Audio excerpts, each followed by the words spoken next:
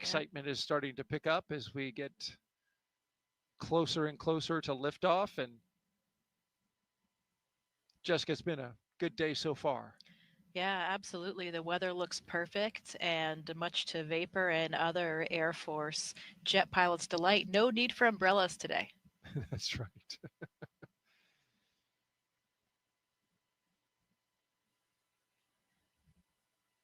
Crew getting comfortable, getting closer and closer. They're getting excited.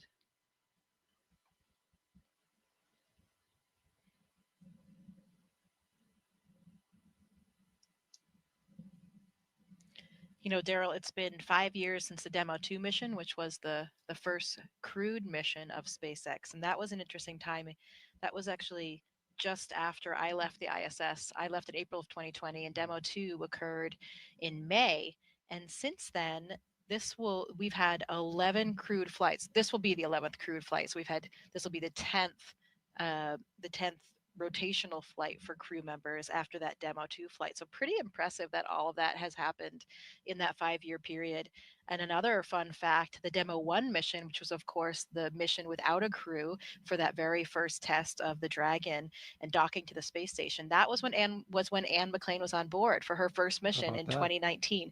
So she played a very crucial role of getting in Dragon and doing all of those checkouts after that vehicle had docked to the space station. So pretty cool full circle story here of Anne being up there for that first uncrewed mission, and now in Crew-10, the 11th crewed mission in the last 5 years. So pretty impressive. How about that? She saw the first Dragon come up, and now she's on board the 11th.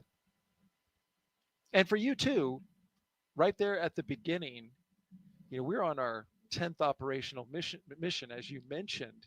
And now, when you look back, you think about just being right there at the beginning of the commercial crew program when that Dragon docked at the ISS. It was really exciting for, the entire country was so thrilled to have the ability to fly to space from American soil again. Yeah, it was really wonderful to resume that aptitude to send rockets and with crew members on board from American soil again from here in Florida. And of course, still trading off regularly with our Russian counterparts with Soyuz flights. So we're still continuing to fly American astronauts on the Soyuz. And as you see, we have a Russian cosmonaut on the Dragon today. So really nice that we maintain this spirit of international cooperation on board the International Space Station.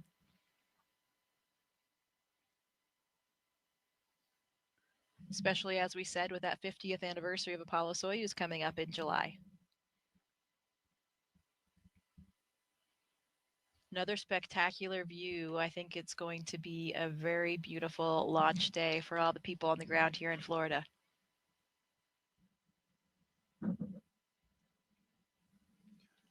Absolutely, we are headed in that direction.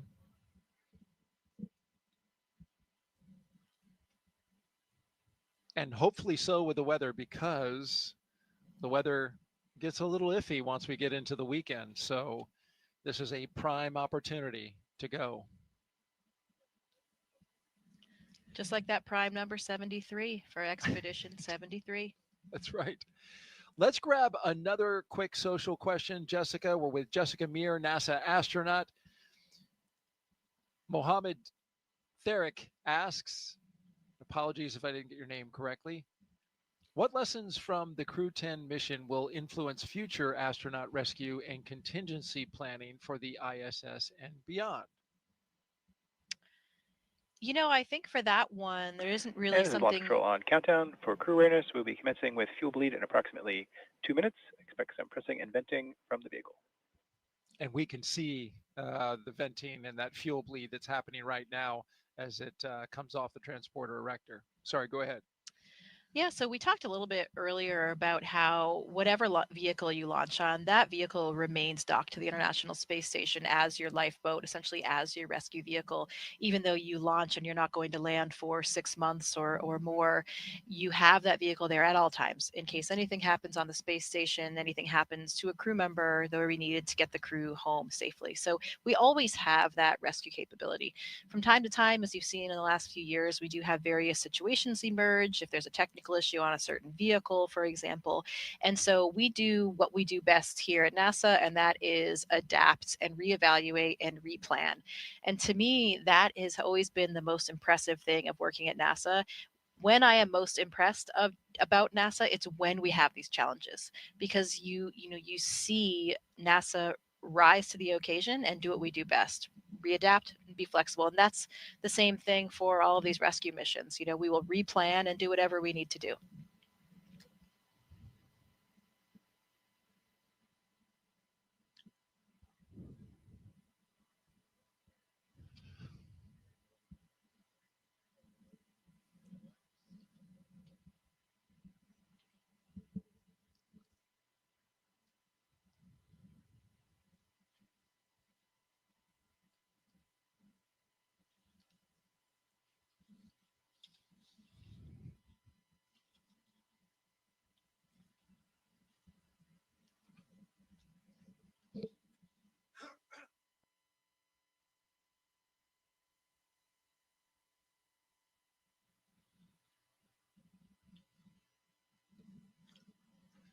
Good afternoon. You're watching live launch coverage of NASA and SpaceX's 10th rotational flight to the International Space Station. I'm NASA's Daryl Nail, and with us again today is NASA astronaut Jessica Meir. It's great to have you back again. Thanks, Daryl. It is wonderful to be here. Sending your friends and colleagues up to space is always the best thing that you can do as an astronaut here on the ground. So I'm so excited to be here playing a role in all of it. And a big reason that you're here to see your good friend Anne McClain off to space. Liftoff for her and the rest of the crew is at 7:03 p.m. Eastern Time from here at Launch Pad 39A. But before we continue our coverage, a quick reminder about Jessica's experience in space. Take a look back to 2019. Jessica Meir and Christina Cook made history with the first all-women spacewalk, the 221st for space station assembly. 2 years later, Jessica served as astronaut support person for Crew-10, or Crew-2 rather. There you see her, number 38, helping the team all the way to the pad. Then she went over to pad 39B, where she rehearsed with the Artemis 2 crew. A great time with the astronauts was had, but this time this crew was practicing to go to the moon. I really like this video because it shows the enthusiasm that we all bring to the roles, whether it's a support role or whether it's a crew itself. There is nothing better than sending your friends off to space, as I just said. So one of the most interesting things about our job as astronauts is doing different things all the time. It is an incredible time to be an astronaut right now, where we have so many different vehicles we can launch on. The Soyuz, like I launched on, the SpaceX Dragon that you're watching here today. Soon, hopefully coming up next year, the Artemis 2 vehicle will launch and send our first astronauts to an orbit around the moon. So it's a very exciting time for us. We certainly have a lot to look forward here on the Space Coast and for the United States space program. Some background, though, on today's launch attempt. It is the second launch attempt for Crew-10. On Wednesday, NASA and SpaceX stood down from the first attempt after teams discovered a suspected pocket of air trapped in the ground support hydraulic system used for the clamp arm that you can see there on your screen. It is wrapped around the Falcon 9 rocket and holds it to the launch arm. Yesterday, ground support teams successfully flushed that hydraulic system, and now it is ready to go for today's launch. The crew had a little bit of break while they worked on that. Yeah, they did. The crew was able to relax yesterday. I think it was a very fortuitous opportunity because, the day before you launch, they're still probably doing all of these things that are giving them a little bit of stress, dealing with last minute issues. And then yesterday, they had already done all those things for the previous launch. So they had yesterday to really relax and then just a chance to be outside at the beach house and just take it all in, appreciate some of the sights and sounds and feels of the Earth before they go to their new home on the ISS. Crew-10 will be launching from pad 39A that you see there. Big props to our flight operations crew right here at the Kennedy Space Center for those beautiful views. You see the helicopter on the left part of your screen orbiting around the pad, going in circles, and appropriately so here on Pi Day. Once the crew, sorry? I'm sure making Anne McClain feel right at home too, the sweet sounds of the helicopter in the distance. Absolutely. A helicopter pilot herself, and all of them pilots inside the capsule today. In a little over an hour, this spacecraft and rocket will lift off So let's take you through the rest of their launch day previously leading up to this moment. After waking up and having a bite to eat, SpaceX helped Crew-10 into their suits, as you can see here inside the historic crew quarters suit-up room. They also played a card game, a tradition to use to get their bad luck out of there, losing for the commander and the chief winning. Then we saw them walk out, Crew-10 waving, taking the same footsteps as every NASA astronaut since Apollo 7 in 1968, walking out, greeting the crowd, getting into their vehicles, and then joining a security escorted caravan for a 20-minute ride to Launch Pad 39A. And then there they are, looking up and looking out as they walk down the crew access arm into their spacecraft on top of the rocket. And now they are locked and loaded inside the spacecraft. And we are watching them live while they await the next big milestones, the fueling of the Falcon 9 rocket and the arming of the launch escape system.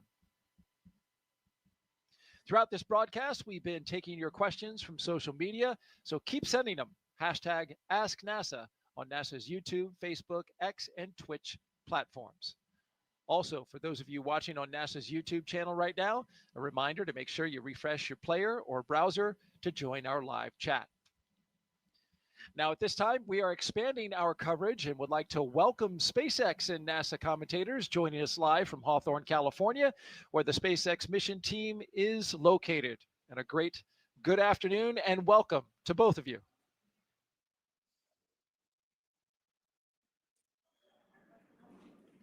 Thanks, Daryl. I'm Jesse Anderson, a senior production engineering manager here at SpaceX. And I'm Anna Schneider with NASA Communications. We are excited to be joining you once again from Mission Control here in Hawthorne as we count down to liftoff of Crew-10 just over an hour from now. Of course, Crew-10 is our 10th operational mission with SpaceX, flying astronauts for long-duration missions to the International Space Station. Crew-10 will have 2 first-time flyers on board, as well as a veteran NASA astronaut and a veteran Japan Aerospace Exploration Agency, or JAXA astronaut. And the multinational crew represents 3 different space agencies, with NASA, JAXA, and Roscosmos all represented. Today's crew will fly aboard the Dragon spacecraft named Endurance, which previously flew the Crew-3, Crew-5, and Crew-7 missions. Overall, this will be Dragon's 46th visit to the space station and its 14th human spaceflight mission to the orbiting lab, which includes NASA's Commercial Crew Program missions and private astronaut missions with Axiom Space. We're also celebrating the 23rd anniversary of the founding of SpaceX today on March 14th, which also is Pi Day, a celebration of the mathematical constant pi. Now, over the last 3+ hours, Crew-10 has been going through the detailed process of getting ready for their mission to the International Space Station. So let's go ahead and take a moment to introduce you to the crew. In the commander's seat is NASA astronaut Anne McClain. She's making her 2nd trip to low Earth orbit. The Spokane, Washington native and U.S. Army colonel was selected by NASA as an astronaut in 2013 and has spent a total of 204 days in space, completing 2 spacewalks totaling 13 hours and 8 minutes outside of the orbiting laboratory. Next to McClain in the pilot seat is Nicole Ayers, who was selected as a NASA astronaut in 2021. The Colorado native graduated from the Air Force Academy in Colorado Springs and is a major in the U.S. Air Force, and this will be the first spaceflight for Ayers. Serving as a mission specialist is JAXA astronaut Takuya Onishi, and today's flight will mark Onishi's 2nd trip to the space station. He was selected as an astronaut by JAXA in 2009 and has logged 113 days in space previously. To round it all out, the final mission specialist is Roscosmos cosmonaut Kirill Peskov, and he was selected as a cosmonaut in 2018 and will also be making his first spaceflight today. Once on board the International Space Station, Crew-10 will briefly become members of Expedition 72 and then Expedition 73 in April. They will conduct space station maintenance and scientific research to understand material flammability, contributing to future spacecraft design and study how spaceflight affects human physiology and psychology. The crew will also engage with students worldwide via ham radio and use its existing hardware with newly integrated software to test a backup lunar navigation solution. To date, SpaceX has flown 56 crew members to space since the Demo 2 mission in May of 2020, which was almost 5 years ago. Coming up here at T-minus 45 minutes, we'll be listening in for the team to report their readiness for propellant load with a final go, no-go poll. And so far, today continues to be a smooth countdown, and we're looking good for an on-time liftoff at 7:03 p.m. Eastern Time from Launch Complex 39A in Florida. Now, here on the ground, the teams will be staffed around the clock in mission control just behind us to monitor Dragon and the mission, and not just for today, but throughout the entire mission, from liftoff to the Crew-10's arrival at the space station, all the way through splashdown when the astronauts return back home. And on console or headset in mission control, which you can see there on your screen, there are 6 key positions. The mission director is in charge of the room and tasked with making real-time decisions to ensure mission success. The person that you may hear talking to the astronauts is the crew operations and resources engineer. You'll hear us refer to them as the core throughout the broadcast. And there are 4 additional team members focused on vehicle systems, including avionics, navigation and control, software, propulsion, life support, and communication with ground support teams. Now, apart from mission control, our Falcon 9 team... Dragon SpaceX, cycling orbit tank isolation valves to equalize low flow pressure. Additionally, I can give you a go to step into Section 5. When ready, report go for launch.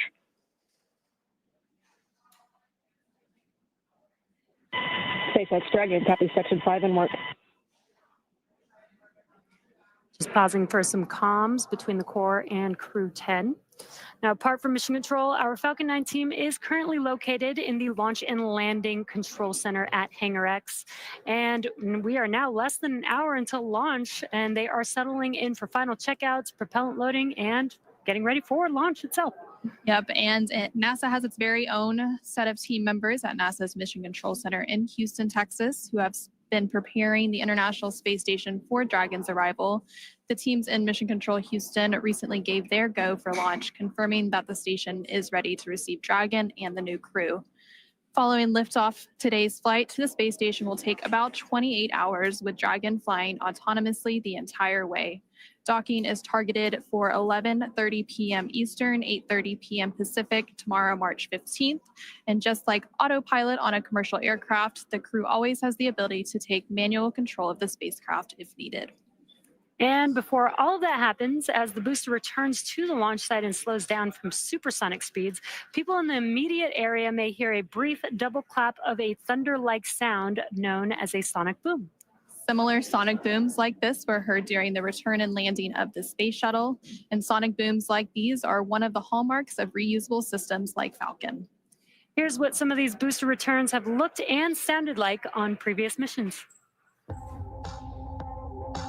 I know a lot of people will be excited when they hear the sonic boom. And these are going to provide quite a show, because you're going to hear those sonic booms.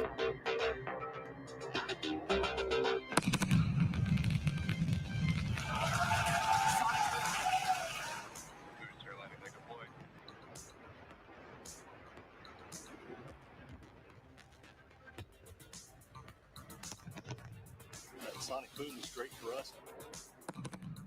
That thunderclap broke the sound barrier.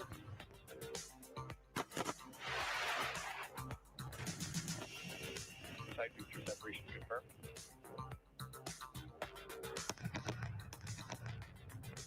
Just heard the 2 sonic booms here in the room. Booster landing confirmed.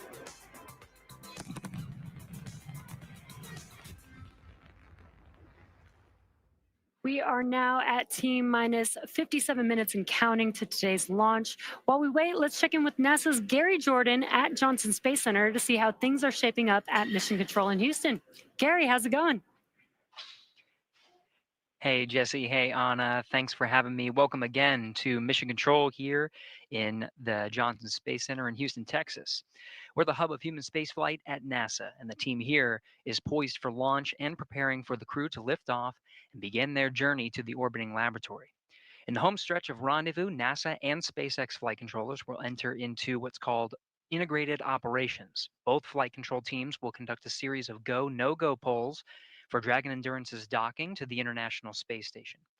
Rotation missions like Crew-10 help NASA continue to maximize the important research and technology demonstrations made possible only in the International Space Station's unique microgravity environment. The space station is critical for NASA to prepare for future commercial low Earth orbit destinations and to understand and overcome the challenges of long-duration spaceflight necessary for a long-term presence on the Moon and crewed missions deeper into the solar system, including Mars. Now here's a closer look at the mission and what Crew-10 will have to look forward to during their stay aboard the International Space Station. The Crew-10 mission is going to be a rotational mission to the International Space Station. So we will launch aboard the SpaceX Dragon capsule and the Falcon 9 rocket. I'm just enjoying the way towards the launch. Of course, I'm looking forward to the day of launch. And we are going to stay there about a half a year. So the first goal of Crew-10 is to continue learning about the Dragon and the Falcon 9 rocket that we're going to be flying on to enable SpaceX to continue their development of rockets and even private astronaut missions in the future. The other mission is to get us safely to the International Space Station so that we can crew this incredible national orbiting laboratory that we have and continue the science experiments that we have ongoing there. One of the unique characteristics of the International Space Station is microgravity. We get to learn how humans and plants and other types of hardware react in the space environment and the microgravity environment. And it helps us to develop all kinds of new materials, medicines, and it helps us to push our knowledge forward. The discoveries that we make on board the International Space Station then inform what we do on Earth, and it allows us to further both humankind here on Earth and get to further places in the universe. So I've often been asked why we explore, and I think it's different for everybody. When people are born, they naturally want to explore their environment, first as babies, and then as kids, and finally as adults. That's how we expand our world, and that's how we find something new. Every time that we make a further step, we learn something and we learn how to adapt, and that is so important to humanity. This is probably the main things which drives us forward and helps us to survive as a species. There are so many unknowns in space, and as explorers and as humans, we want to find out what's in that unknown. For me, it's the fact that I get to be a small piece of figuring out what the unknown is and taking that next step to get to the Moon and to Mars and the Artemis program. Our ultimate goal is to go to Mars, but it's not an easy journey, and when we face a new challenge, we must solve it step by step. I think that's one of the biggest benefits of the International Space Station. We're outside of the atmosphere, and now we don't have the protection of the atmosphere. What happens, and how do we better prepare our people, our hardware, our food, our water systems for that deep space exploration? It's really important on the space station that we learn those lessons now when we're in low Earth orbit. That way we know what we need to bring with us when we go onto the Moon with the Artemis program. One of the things that we do on the International Space Station is work with our international partners all across the world. I think it's hard to overestimate the value of international cooperation in space exploration, because we all know that it takes much time and effort. Space is hard, it's very challenging, it's sometimes unpredictable, and that's why I think cooperation is the key to success. The International Space Station wouldn't be international without all of our partners. And our goal is to be a beacon of hope for all of humankind so that people can look and say, this is what we can accomplish when we work together. T-minus 52 minutes in counting. We just pulled go for NASA and SpaceX to begin propellant load at T-minus 35 minutes. A great update there to our milestones. We now have NASA's Megan Cruz live from a nearby launch viewing location here at Kennedy Space Center. Megan.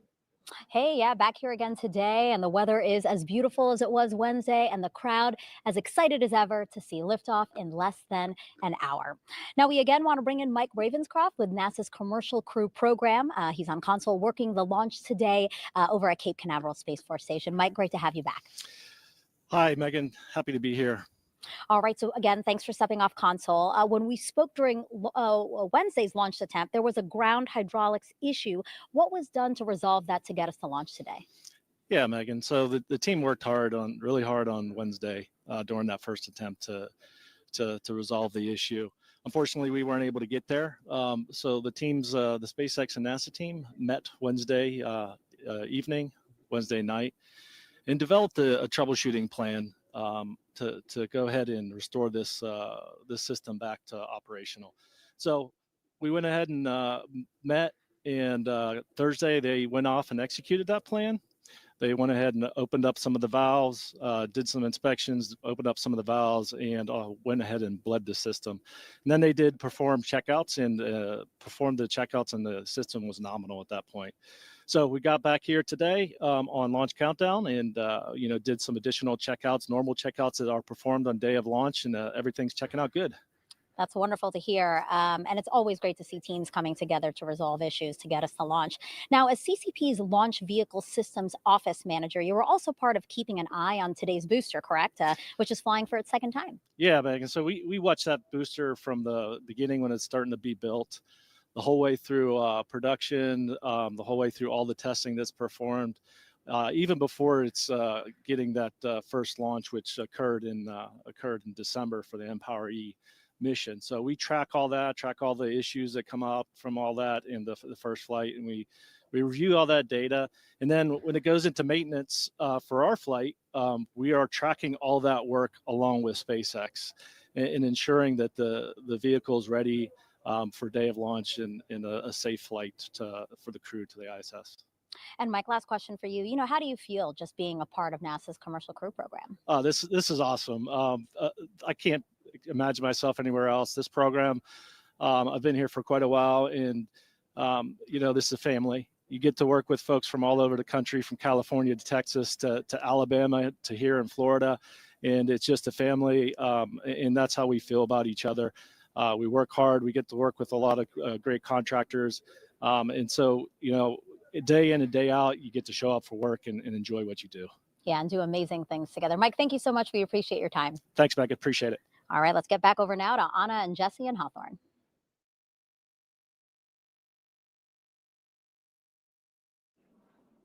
Thanks, Megan. Falcon 9 is the first orbital class rocket capable of reflight. Together, Falcon 9 and Falcon Heavy have completed more than 450 launches and over 380 reflights. And today, the booster will be attempting to land at Landing Zone 1, which is just down the coast from the Kennedy Space Center in Florida. This will be the second flight of the first stage booster supporting the Crew-10 mission. Rapid reusability drastically reduces launch costs, helps increase launch frequency, and enables a wide array of new government, commercial, and scientific opportunities in space. Lowering the cost of access to space is helping take humanity's next steps into the solar system, whether in low Earth orbit, interplanetary, or even deep space. And when costs are lower, government and commercial customers can launch more missions, which helps accelerate development.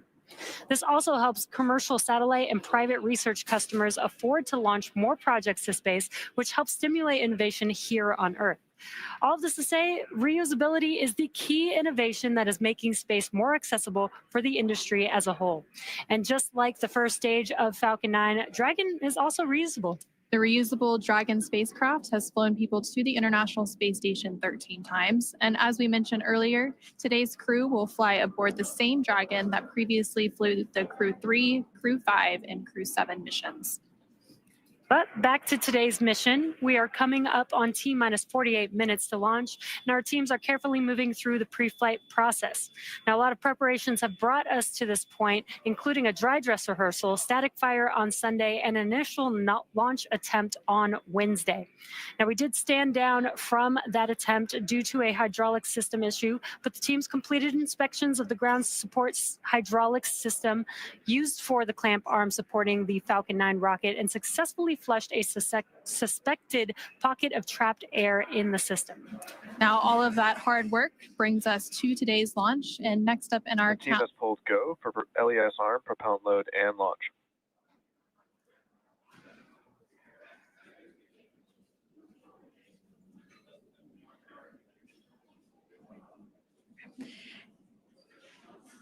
And there, you just heard that the team had pulled go for both prop load and for launch. So that was the next step in the countdown that we were waiting for, and that was from the SpaceX launch director, and they were calling up to the crew to let them know that we had received that go to continue with that prop load. And then as we mentioned earlier, the Dragon launch team, as well as key NASA launch members are in the Launch and Landing Control Center at SpaceX's Hangar X in Florida. And the launch director will also check in with the Dragon mission director, referred to as the MD, and the NASA launch manager to make sure everyone is on the same page and everyone is ready to move forward. Again, there's a lot of teams and a lot of moving parts to getting a launch off the ground.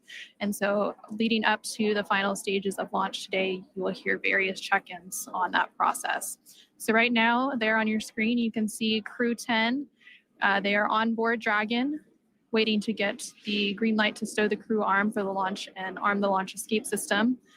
And we did just hear that go, so we should start getting a good view of that access arm moving away from the spacecraft pretty soon. Now on the range side of things, the range continues to be go for launch, monitoring the clearance area surrounding our launch pad, as well as the air and sea space along the flight corridor.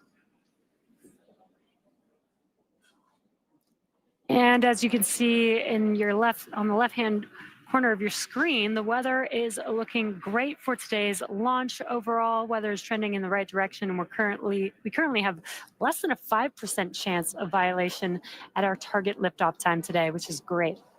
Our teams will continue to keep an eye on the weather, but we'll have a final pre-fueling weather briefing in about 20 seconds from now at the T-minus 45-minute mark. Now, weather is forecasted to be excellent on the Space Coast heading into today's launch opportunity. And again, the current forecast is greater than 95% chance of acceptable conditions at launch. Now, weather along the Atlantic T-minus coast. 45 minutes. Both control rooms go into lockdown and remain in that state until the launch escape system is disarmed. All operators are to remain at their console and maintain a sterile cockpit until MD confirms successful disarming of the launch escape system following orbit insertion or propellant offload in the event of a scrub. For non-urgent no-go conditions, brief the CE or LD and they'll approve boarding the countdown. Per urgent issues affecting the safety of the operation, operators shall call hold, hold, hold on the countdown net. Launch control will abort the launch auto sequence immediately and proceed in the launch abort auto sequence. At T-minus 10 seconds, launch control will be hands-off, relying on automated abort criteria for the remainder of the count. Operators advise the launch director whether structural breakup or fire is imminent or occurring per Dragon manual escape flight rules. Launch control, you may proceed with arming the crew for movement. Crew X arm retraction starting. And that was the launch director performing a briefing with the crew. Sounds like everything is go for launch, and we're going to start seeing that crew access arm moving away from the vehicle here shortly. We should also see propellant load getting underway in just a few minutes as well. Again, our teams are staffed around the clock in Mission Control here in Hawthorne, Mission Control in Houston, as well as the Launch Control Center to monitor Dragon throughout its entire mission from liftoff all the way to Crew-10's arrival at the space station and then on its return home to Earth. And there you're seeing some great shots of the crew access arm pulling away from Dragon. Clear skies as far as the eye can see. Perfect weather for today's launch. Getting exciting over here.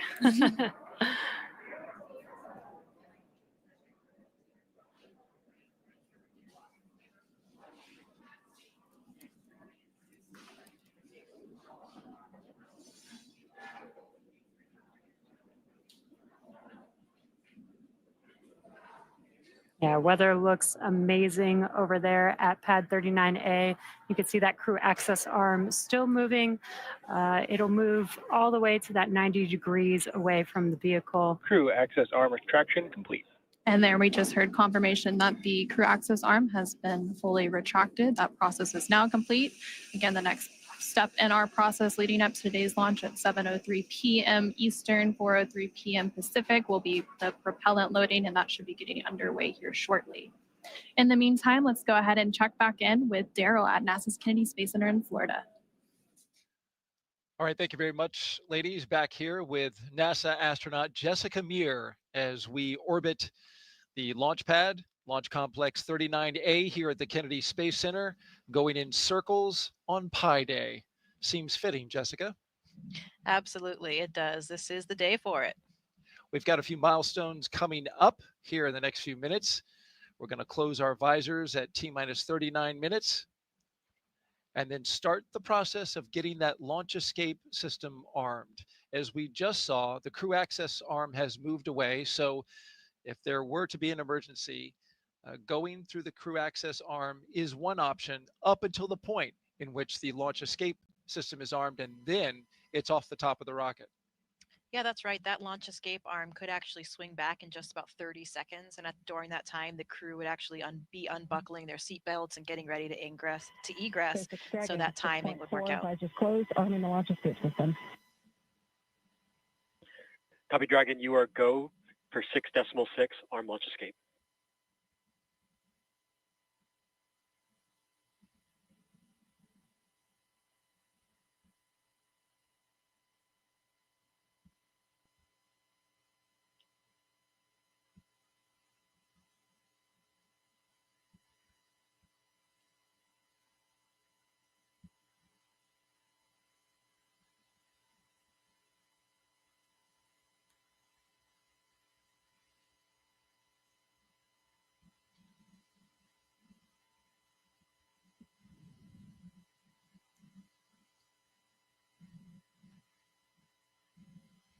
Running these milestones early at this point, which is a good thing. We heard Commander... Launch escape system is verified armed.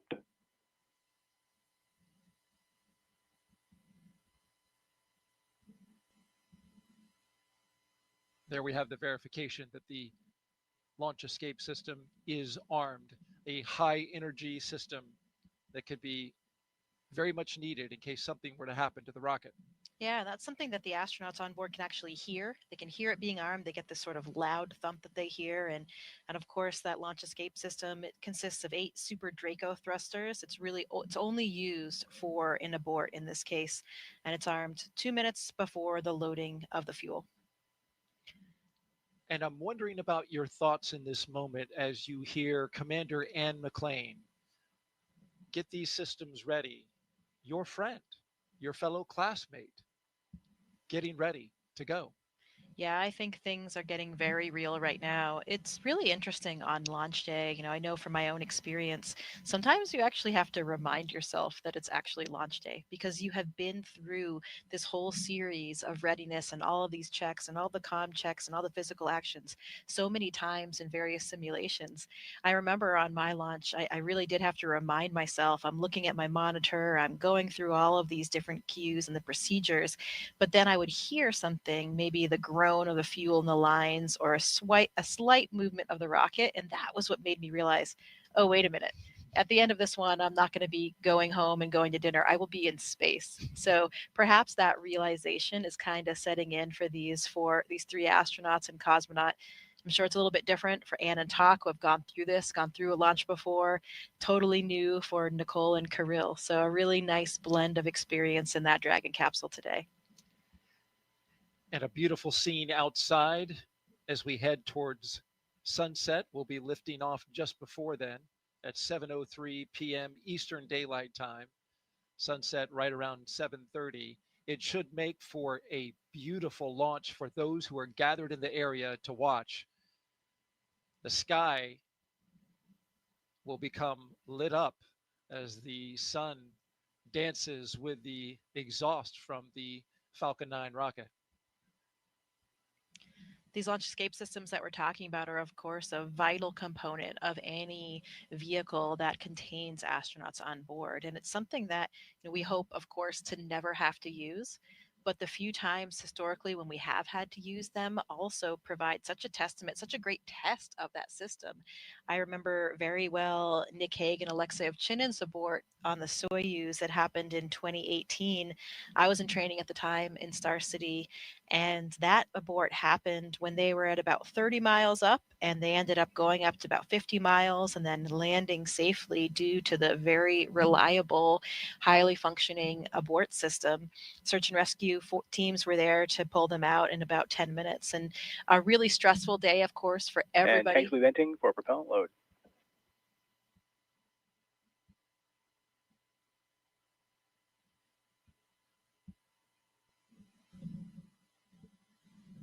That was a stressful day for everybody on board and everybody on the ground, but again, a really nice test to see that these systems are in place for a reason and they do work.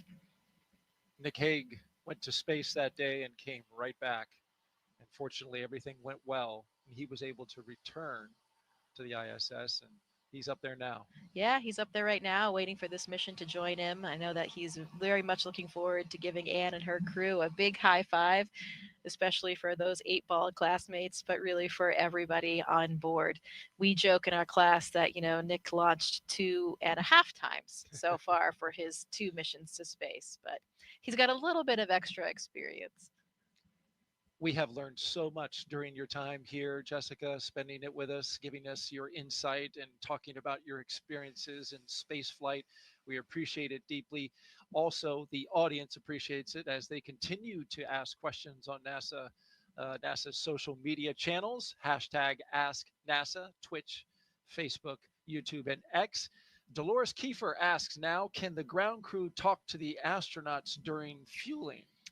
Yeah, they can. We just heard a call go, and those comm loops are open. You know, of course, we can talk to the crew if in case of any type of emergency or any type of information that they need. We have those comm loops open. Interestingly, speaking about that, the crew can actually hear the fueling process. So they can hear the valves, they can hear the flow of the fuel as well. So interesting for them to be following along with the process. Can hear it, see it, and feel it. Just a few seconds now before we start propellant load for the Falcon 9 rocket.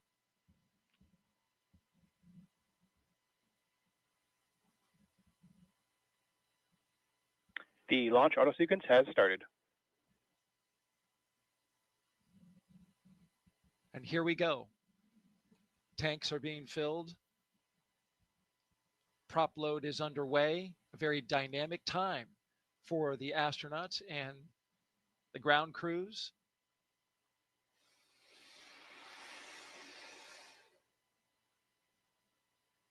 For this countdown today, we got a little further and have gone further than our attempt on Wednesday, which stopped at T-minus 43 minutes. We are now T-minus 34 minutes, and everything is looking good.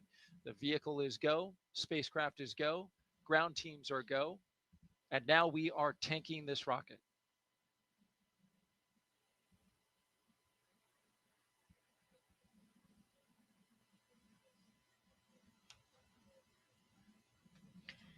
So this crew is hearing those sounds. As we mentioned, they can hear the fuel flowing through the valves and flowing through the pipelines. And this is a rocket grade kerosene called RP1 and also liquid oxygen. That is the fuel for this powerful Falcon 9 rocket today. 1.8 million pounds of thrust. Once the rocket takes off, thanks to our Kennedy Space Center flight operations team for these beautiful helicopter shots. Doing a great job. Let's go back now to Hawthorne, California, and join our commentators there.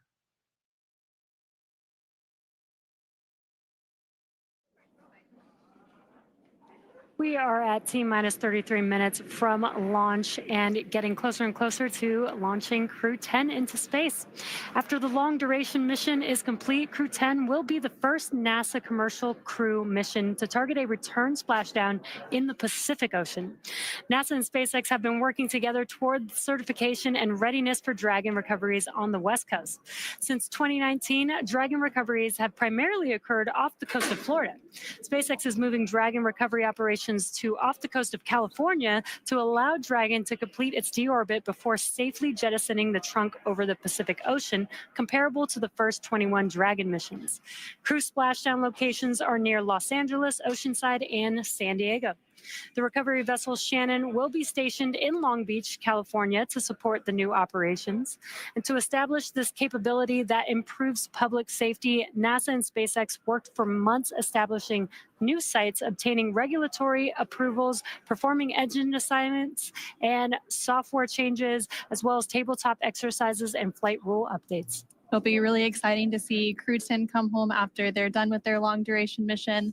But Crew-9, who Crew-10 will be handing over once they get docked to the space station, will of course still splash down off the coast of Florida in a few days. But back to today's mission, let's go ahead and learn more from the astronauts flying today. You know, I often get asked why we explore. Some people explore because it's exciting to ride on a rocket. They like the boom, they like the flying, they like the electronics, they like to go fast. Some people want to explore to answer questions about the context in which the Earth exists. How old are we? How many galaxies are there? How big are we? Are we like a speck of dust on somebody's sleeve, or are we the biggest thing going out there in the universe? Curiosity is like the main power that moves us forward. Space exploration is important to satisfy this curiosity. As we go on to the moon and Mars and look at what those planetary bodies are made of, we can learn a lot about the Earth itself and how to better humankind. I think it's important for us as a species to expand our boundaries, because that's how we advance our technologies and civilization. We have to continue to explore, continue to push the boundaries. And I think really throughout the history of humankind, we've always explored. And so when people ask why we explore, I would like to ask back, what type of society would we be if we lost that curiosity? Is that somewhere that we'd want to live? Space Center in Florida, I'm Daryl Nail, joined by NASA astronaut Jessica Meir. So good to have you here. Here's more about the crew that's going into space today. I'm Daryl Nail with NASA. Welcome back to the Kennedy Space Center in Florida, here with NASA astronaut Jessica Meir. Here's more about the crew that's going into space today. NASA astronaut Anne McClain, she is your Crew-10 commander, making her second trip to low Earth orbit. The Spokane, Washington native and U.S. Army colonel was selected by NASA as an astronaut in 2013 and has spent a total of 204 days in space and completed 2 spacewalks totaling 13 hours and 8 minutes. She's very competent and, as you've described, a very excellent leader.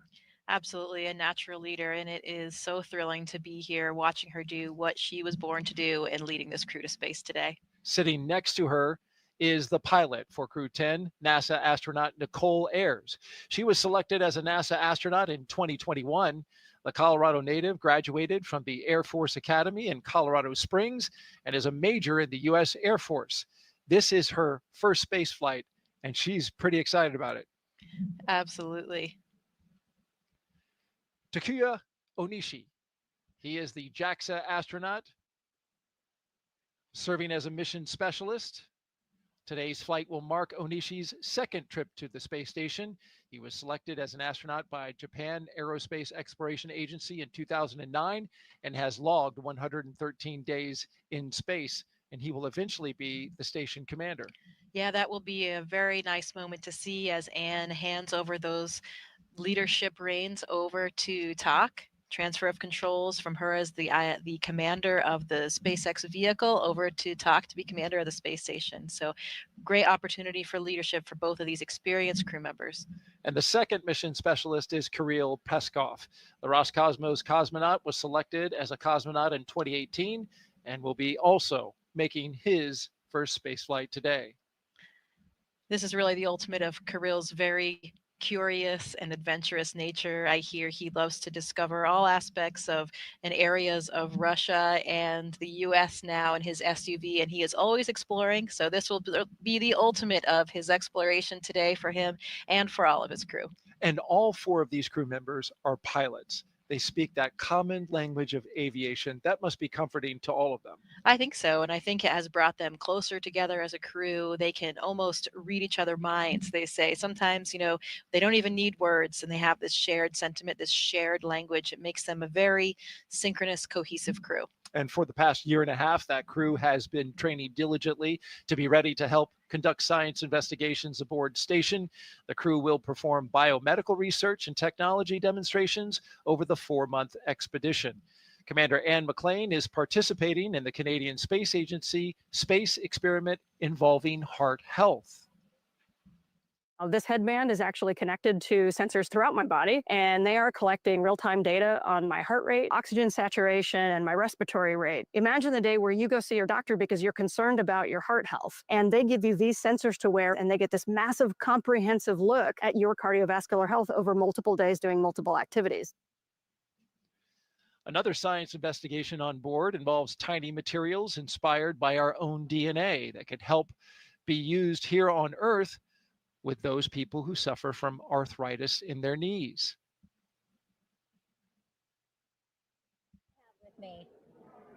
Let's go back now to Megan Cruz, who is standing by with NASA Acting Administrator Janet Petro.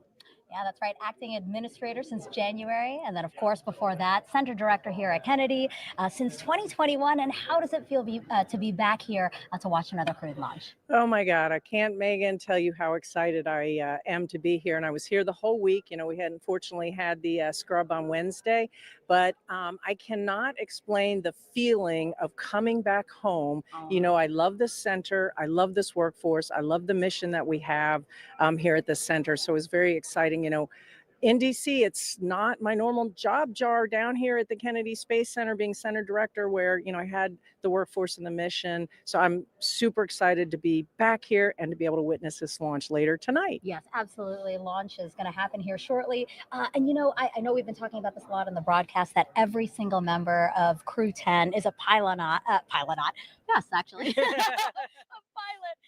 As are you. Did you get to talk to the crew? I see that they've signed your hat. I absolutely did. So I got to see them a couple times. So when they landed at the landing facility here, I got to see them and greet them. And that's where they gave me this hat, which is so cool. I've never gotten a present from a crew before. So Crew-10, hats off to them for giving me, and they did sign it. And then on Tuesday, we got to go what's called Behind the Glass tour and talk to them. They're behind a glass because they're in quarantine, and we got to talk to them and ask them questions and talk to them and just see how they were doing. And so that's pretty special. So I got to talk to all of them, all of those pilots there, and they are super excited, ready to go. Yeah, and speaking of excited, you know, we have NASA astronauts Sunny Williams, Butch Wilmore, Nick Hague, plus Roscosmos cosmonaut Alexander Gorbanov. They're going to come back shortly after Crew-10 arrives on station. During a live press conference from station recently, Butch and Sunny said they're going to miss space. Absolutely, because you got to think about the astronauts. And by the way, last week from Johnson Space Center's Mission Control, I did get to talk to Butch, Sunny, Nick, and a little bit to Don Pettit there. So I got to talk to them as well. But you got to figure they, you know, to be selected and trained and the passion that they have to go to space, you know, for them, it's got to be, this is what they do for a living. This is what they're going to do. And in fact, I would bet they might have some mixed emotions for leaving because, you know, every time you get to go to space, which is what all astronauts want to do, you never know. It might be your last time because you might not be selected for another mission or whatever. So I bet they have mixed emotions leaving their colleagues up there at the space station. I'm sure they're anxious to get home and put their feet on Earth and spend time with their family. But I think that they have enjoyed their time in space. You know, when I said behind the glass to Butch and Sunny a while ago, I asked them, and they had told me that they hope they get to stay a little bit longer than 8 days in space. That was at their behind the glass. Now, I don't know if they meant to stay as long as they got to, but I know that they are a valued member of this expedition crew, and they've done amazing research. They've done spacewalks together. I think Sunny now holds a record for the most amount of time in the vacuum of space. So they have to be very, very proud of what they've accomplished. They were very much integrated as a crew and did a lot of work on the station, research and science experiments. And so, yeah, I think they're going to miss space. I think so. Well, Janet, no mixed emotions here. It was great seeing you. I'm going to put this in a jar of memories of today because this was wonderful, and we're about to see lunch. All right. Thank you, Megan. All right. Bye-bye. All right. We'll send it back to Daryl and Jessica. All right, thank you both. And just behind them, as you saw in that shot, was the Vehicle Assembly Building, a very iconic building here at NASA, where we recently reached a major milestone in NASA's Artemis program. That's, of course, preparing for the first crewed mission around the moon in over 50 years. Engineers finished stacking the twin solid rocket boosters for Artemis 2. These 177-foot tall boosters will provide most of the 8.8 million pounds of thrust needed to launch 4 astronauts on a 10-day lunar journey. There's a shot of the core stage, which they're starting to work on now. Since November, crews have used a massive crane to lift and assemble those booster segments. They're each packed with avionics and motors that will safely detach after launch. Now, with the completion of that, they're going to focus on the SLS. Artemis 2 will carry NASA astronauts Reid Wiseman, Victor Glover, and Christina Cook, along with Canadian astronaut Jeremy Hansen, on a mission around the moon. So here's Jeremy now with a little more about that.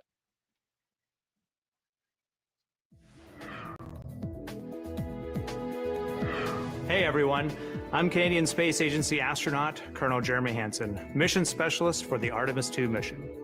I'm here at the Johnson Space Center here in Houston, Texas, where we normally do most of our training. But every once in a while, we like to change it up a bit. Reid, Victor, Christina, and I recently spent several days in Iceland, trading in our spacesuits for hiking gear to study its geology and surroundings. Why Iceland? Well, as you can see, it has a similar landscape and terrain to the moon, with various volcanic rocks like basalts and breccias, and has limited to no vegetation. The Nordic island has been a lunar training site for NASA astronauts since the days of the Apollo missions. My crewmates and I teamed up with scientists and geology experts to explore the huge boulders, formations, and volcanic craters across the lava fields. During our journey, we stopped at various spots to discuss what we observed. Some of the really fine material is compacting into what's like the glue holding this together. And even tested different types of tools to collect rock samples. Although we won't be landing on the moon during our mission, this field work and navigation practice will allow us to make informed observations when passing the lunar surface and pave the way for future Artemis crew training. And that's your Artemis Moon Minute. For more Artemis updates, scan the QR code on your screen right now, or visit nasa.gov/Artemis-Roman numeral 2 or II.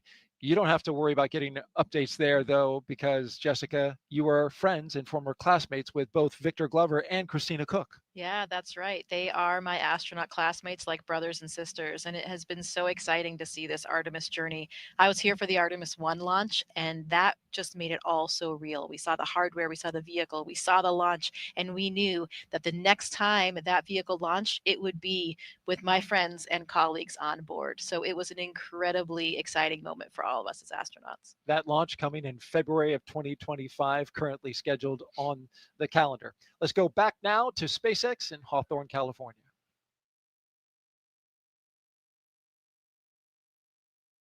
Thanks, Daryl. As we continue to count down, let's take a closer look at the vehicles that will be taking Crew-10 to the International Space Station today.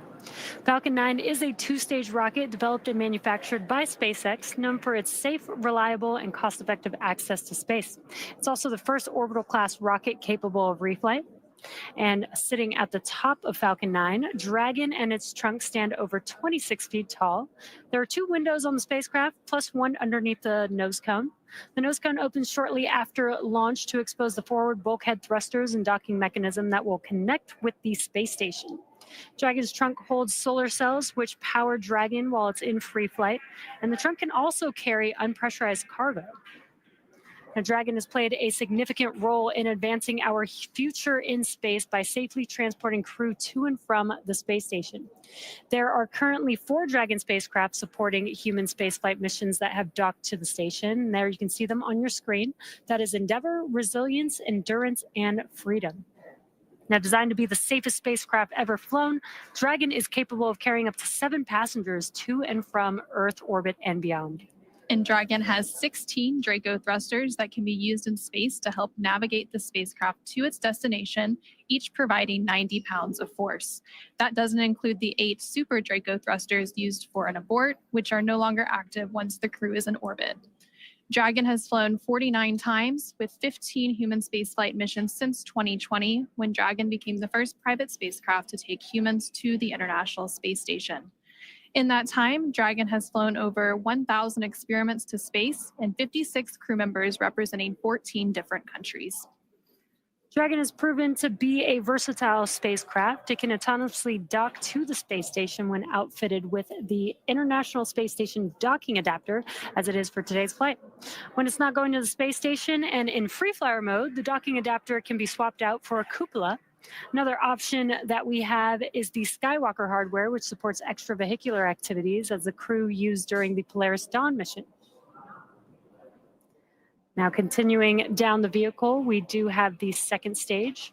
The second stage is powered by a single Merlin vacuum engine, or MVAC engine, which is optimized to perform in the vacuum of space. After stage separation, the MVAC will ignite and carry Dragon to its target orbit. Now, the Falcon 9's first and second stages are connected by the black inner stage, which houses the MVAC engine and the system that decouples the two stages during stage separation. And below that is the first stage. Stage 2 LOX load has started. Good call out. Stage 2 LOX loading has begun. Below that is the first stage, which is powered by 9 Merlin engines. These 9 Merlin engines provide the initial thrust to lift. Dragon, SpaceX reporting that we continue to track no issues with Dragon or Falcon proceeding to launch. SpaceX Dragon, copy. Great news, just calling out that we're tracking no issues.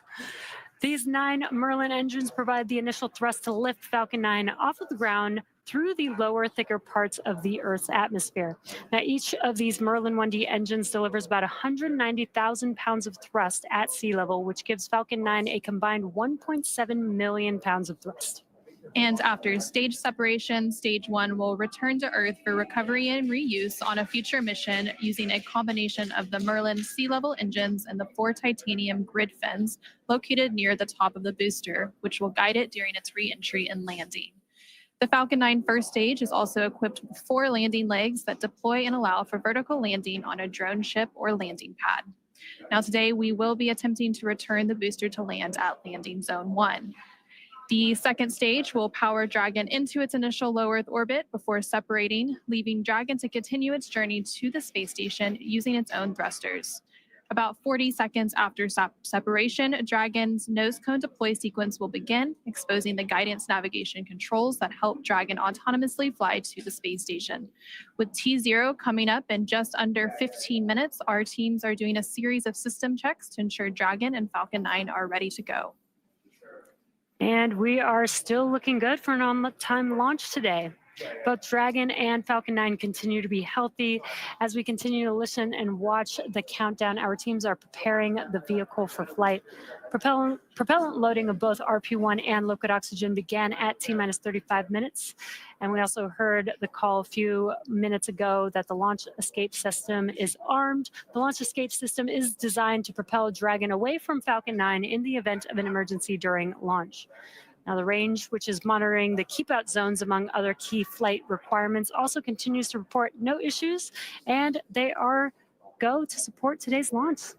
And weather also continues to look good. You can see it there on your screen, clear skies. And we are still tracking a roughly less than 5% chance of violation at our target liftoff time of 7:03 p.m. Eastern, 4:03 p.m. Pacific. And as you heard earlier, we're continuing to be optimistic that we're going to maintain these good conditions into launch. And as a reminder, today we have an instantaneous launch window driven by our planned rendezvous point, the point at which Dragon and station will meet in orbit. The station is orbiting the Earth at more than 17,000 miles per hour, and Dragon needs to catch up. That means we have to deliver Dragon to the correct orbit by timing its trajectory relative to the orbiting laboratory so that they are in the same place in orbit at the same time. So precise liftoff time is crucial for hitting that rendezvous point.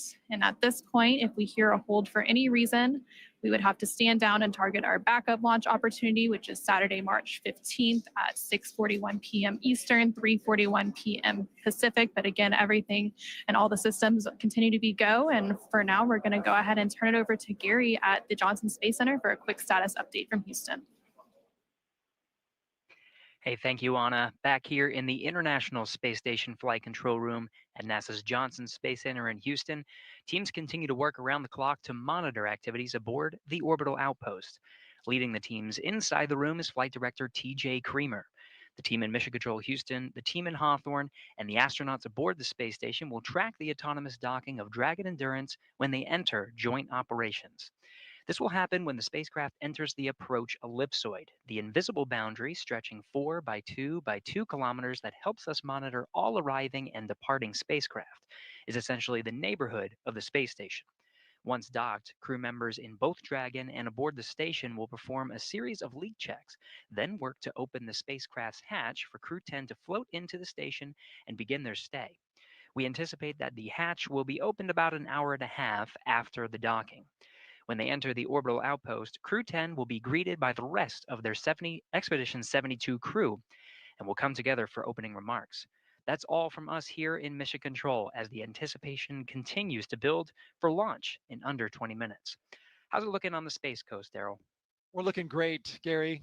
Looking fantastic. We've got fantastic weather, 95% go. You see the beautiful shot outside of the pad there, the rocket and the spacecraft. When it launches today, the crew aboard the ISS, the destination for today's launch, will be about 260 miles over top of the west coast of Australia. So too far to see the launch.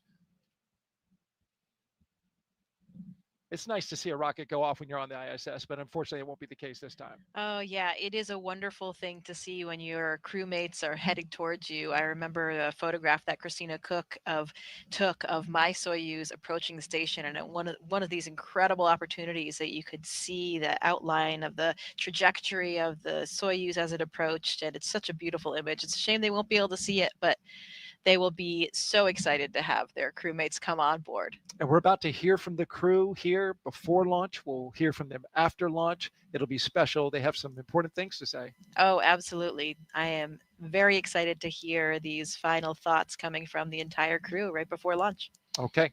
All right. With that, we'll send it back to SpaceX in Hawthorne, California.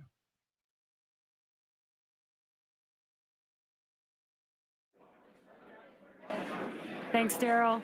Our next major milestone on the countdown event will be around the T-minus 10-minute mark, which is just in about 5 seconds, when Falcon 9 launch commit criteria get checked by computers. Dragon, SpaceX, confirm crew displays are configured for launch.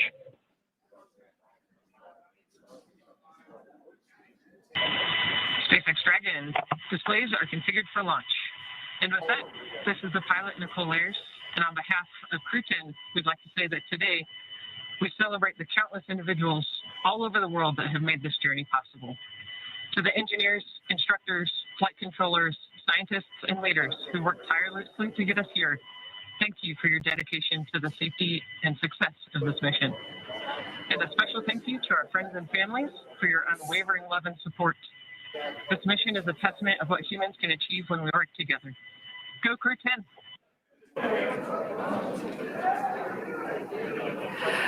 Such great words from the crew.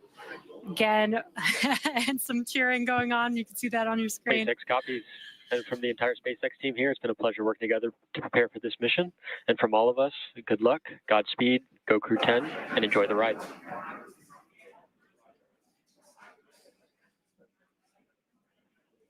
Great comms. That was from our core here in Hawthorne in Mission Control. Now, there are many systems in place to ensure that the rocket and the crew are both safe leading up to liftoff and during flight. And now that we are in terminal count, our teams are performing those final checks before launch. And coming up here in just a few minutes, we will start having that stage 1 engine chill start. And now we're just over 8 minutes away from launch. Again, today's ride to orbit will be about 9 minutes, which is from the time of liftoff to second stage cutoff. And then Dragon in the second stage will continue to coast for a few minutes after that prior to separation.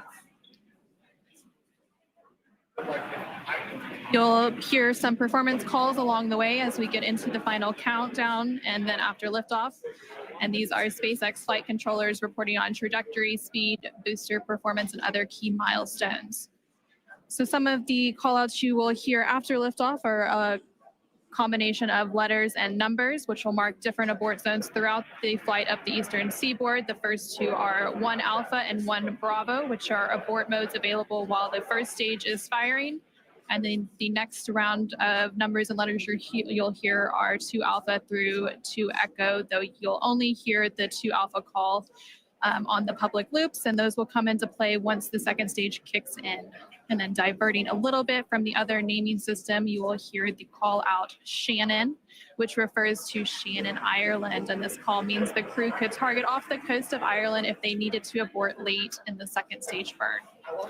And you'll continue to hear those different call outs along with key performance call outs from the guidance, navigation, and control officer along with the propulsion lead. We're now just under 7 minutes away from launch. Engines are chilling in for flight. And we just heard that confirmation that the stage 1 engine chill has started. Yeah, exactly. That call out is because we are flowing a little bit of liquid oxygen into the engines. That's to help prepare the vehicle or the engines for the full flow of liquid oxygen into the engines. That makes sure that we don't shock the system at that full flow. Now we are still loading. At liftoff, Falcon 9 is consuming about 700 gallons of fuel per second. So engine chill helps us prevent that thermal shock into the engine. So again, we have passed that T-minus 7 minute mark. Next call out will be stage 1, RP1 loading complete, which we just heard that.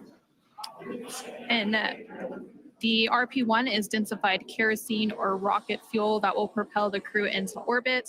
All of that RP1 is now fully loaded into the rocket, and since we previously heard that second stage loading was completed.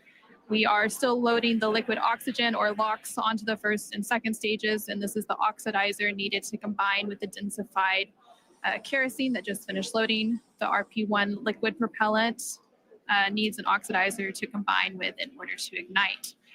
Coming up in just under 30 seconds at that T-minus 5 minute mark, we will hear the call for Dragon to configure for terminal count and then transition over to internal power.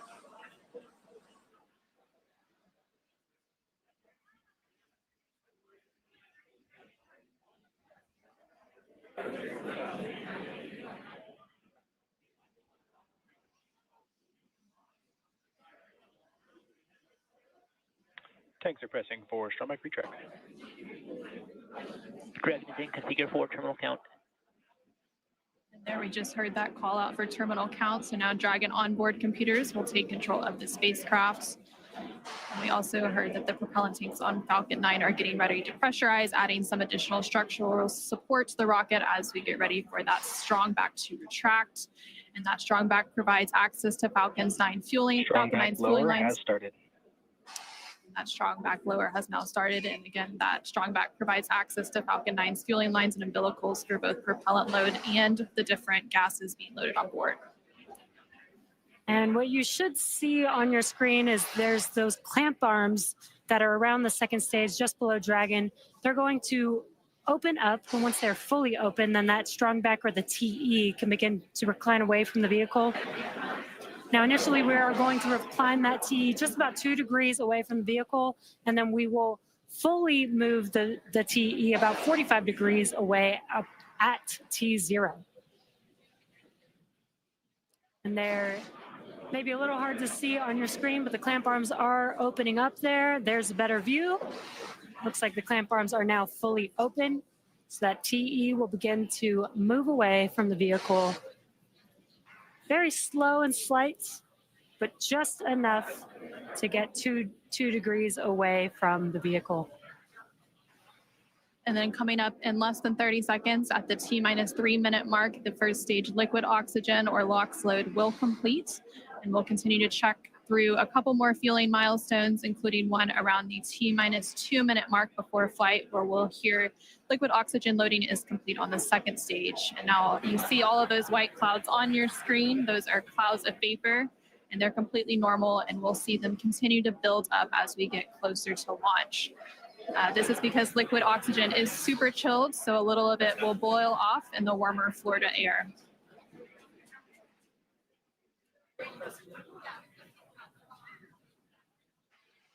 Stage 1, LOX load complete. Great call out there, stage 1. Count and on.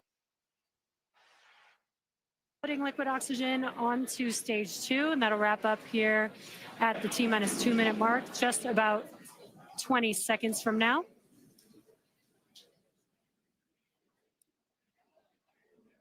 And once we finish propellant loading, that will mean that 1 million pounds of RP1 and liquid oxygen will be loaded onto Falcon 9 here, just under 10 seconds.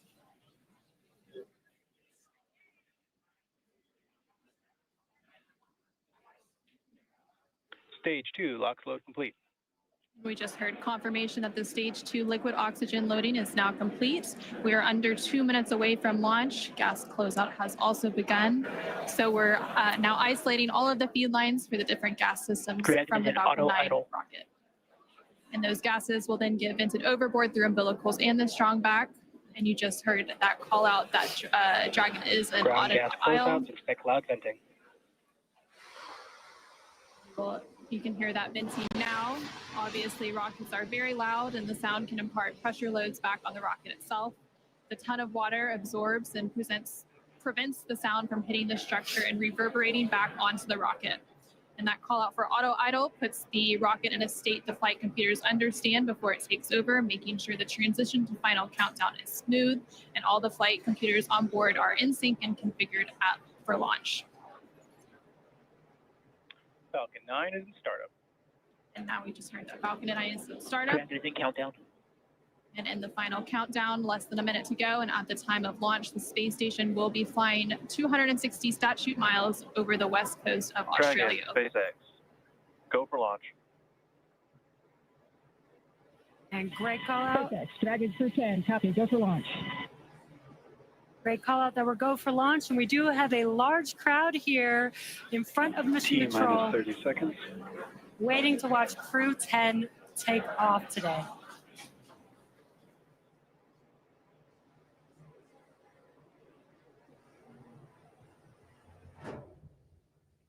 T-minus 15.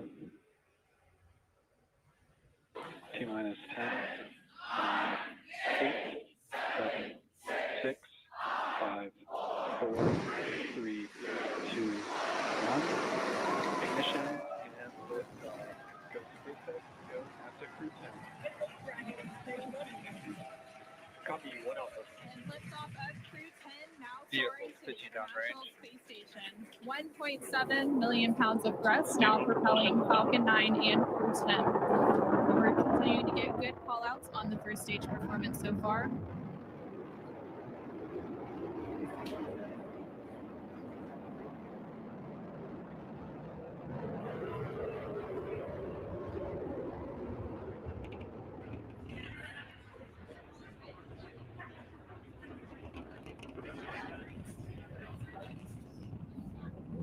We're now 40 seconds into today's flight. Power and telemetry nominal. Continuing to get good performance call-outs. Throttle down. Yeah, we are throttling down the engines in preparation for Max Q. What great timing that was. We just passed through Max Q. That's the largest structural load that the vehicle will see on ascent. Vehicle supersonic. Stage 1, throttle up. We're now just over 1 minute and 10 seconds into today's flight, traveling at more than 1,400 miles per hour. Stage 1 Bravo. And we just heard that call out for 1 Bravo, which means we're in the second and final abort mode for the first stage, continuing to get good performance. And the crew already pulling over 2 Gs. Next up, we'll have a couple of events happening in rapid succession. Effect chill started.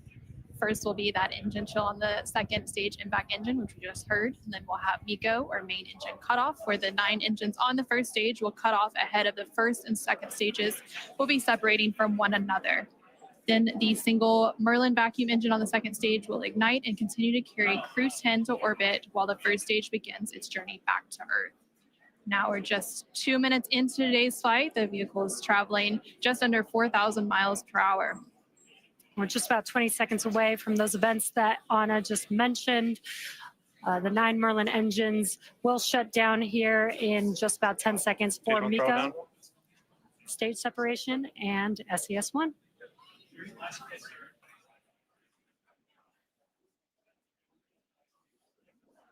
Main engine cutoff. SpaceX Dragon, 2 Alpha. Stage separation confirmed. Copy, 2 Alpha. Great call outs and incredible views there on your left-hand screen. On your left-hand screen, you can see a view from stage 1.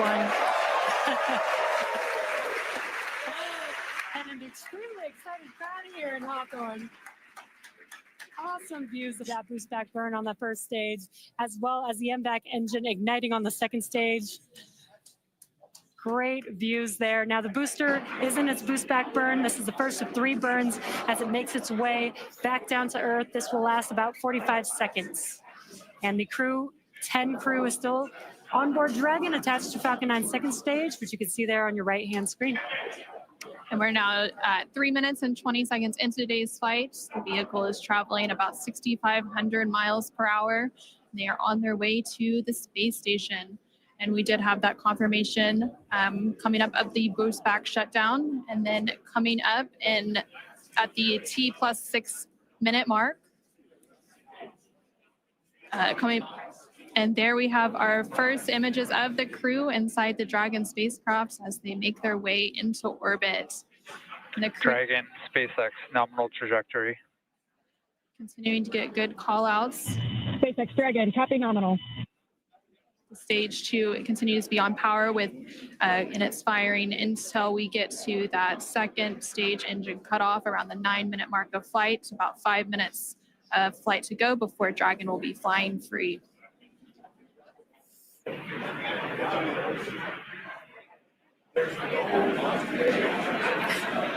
Some cool views there on your left-hand screen. That's the first stage booster as it's making its way back down to Earth. This is a ground tracking camera getting these awesome views. And on the right-hand side of your screen, you can see that lone Merlin vacuum engine of the second stage. We're continuing to get good performance on the second stage. And the crew's G-loads will dip right when we hit the separation events, and it's going to continue to build up until then. Dragon, SpaceX, nominal trajectory. SpaceX Dragon, copy nominal. We're now at 5 minutes into today's flight with a liftoff at 7:03 p.m. Pacific, 7:03 p.m. Eastern, 4:03 p.m. Pacific. Continuing to get good call outs as stage 1 makes its way back to Earth and stage 2 continues to fire, propelling Dragon into orbit. If you're just now joining us, the 4 members of Crew-10 launched from Launch Complex 39A at Kennedy Space Center in Florida. And they're currently on board Dragon, still attached to Falcon 9 second stage, which you're seeing there on your right-hand screen. On your left-hand screen, the first stage vehicle is making its way back down to Earth. It already completed the first of 3 burns as the boost back burn. And the next event coming up for that vehicle is going to be the entry burn. Dragon, SpaceX, nominal trajectory. Great call outs there. That entry burn is coming up. SpaceX Dragon, copy nominal. That entry burn is coming up here in just under 20 seconds. We'll reignite 3 of those 9 Merlin 1D engines to help slow the vehicle down as it makes its way back into the Earth's atmosphere. We're now just over 6 minutes into today's flight as Dragon and the second stage continue traveling at over 12,000 miles per hour, making their way into orbit and on the way to the International Space Station.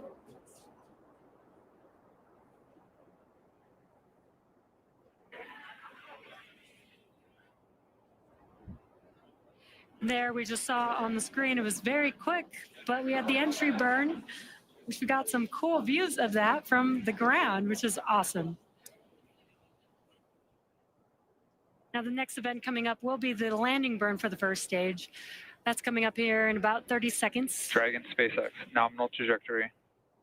Again, great call outs for SpaceX Dragon, copy nominal.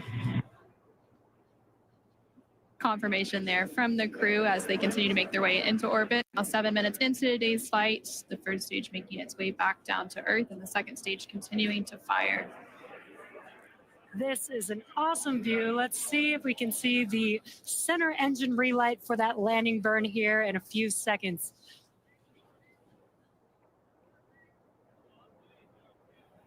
There's that landing burn. Let's watch as Falcon 9 touches down on landing zone 1.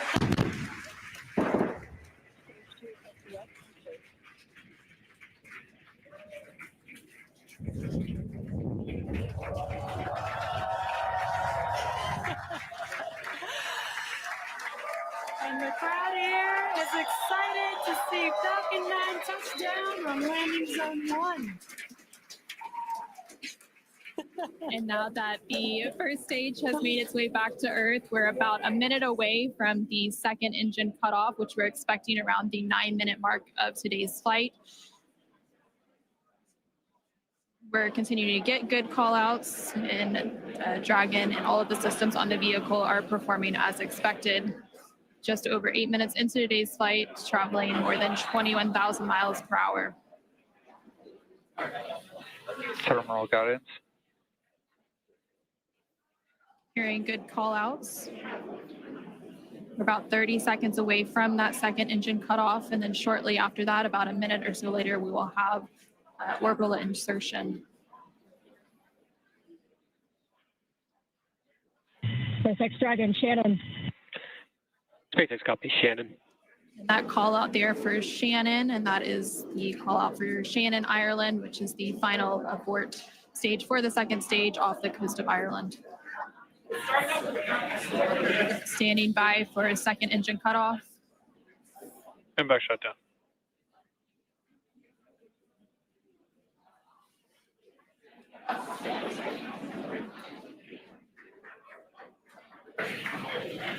Dragon SpaceX, nominal orbit insertion. And there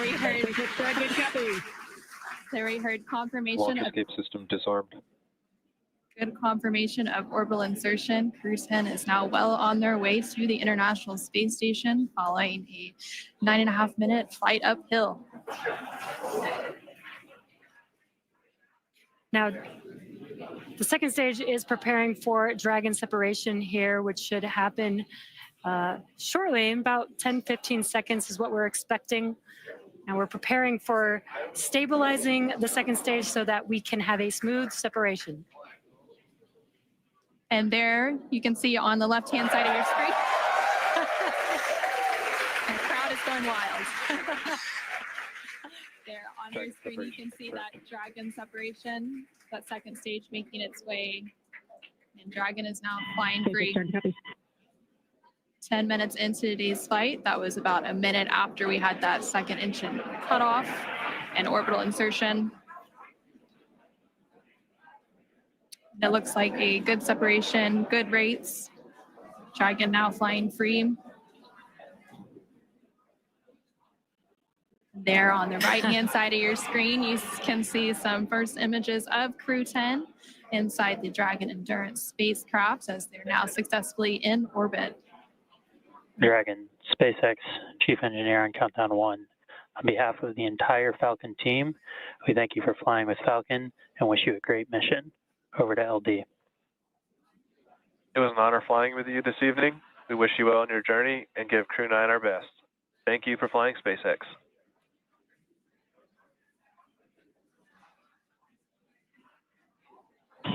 SpaceX Dragon, this is Crew-10 Commander Ann McLean. Thank you to all of the teams from across the world who contributed to the launch today. Spaceflight is tough, but humans are tougher. Days like today are made possible only when people choose to do the harder right over the easier wrong. Build relationships, choose cooperation, and believe in the inherent goodness of all people across the world. To my family and friends, without you, I would not be here. Explore boldly, live gracefully, go Crew-10. And over to pilot Nicole Ayers.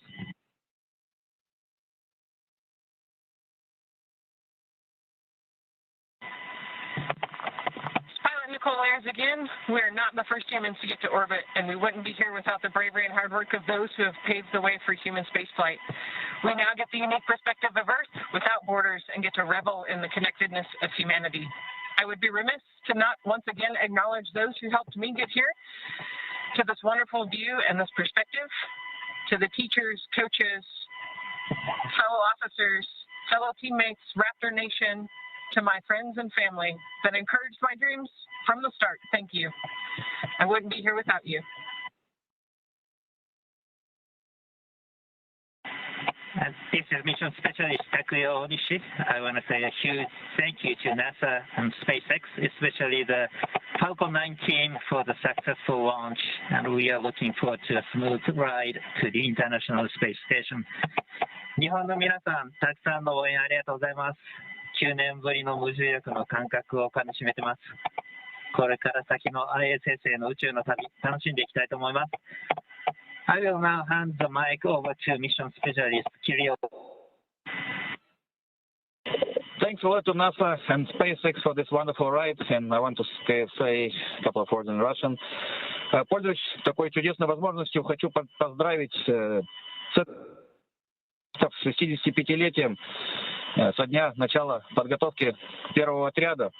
И также хочу сказать спасибо большое за те знания и жизненный опыт, который мной были получены в всех стенах для того, чтобы выполнить этот полет. А также спасибо школе номер 14 города Назарова, Ульяновскому высшему авиационному училищу гражданской авиации и авиакомпании МК, где я начинал свой путь в небо. И, конечно же, спасибо большое семье и за поддержку.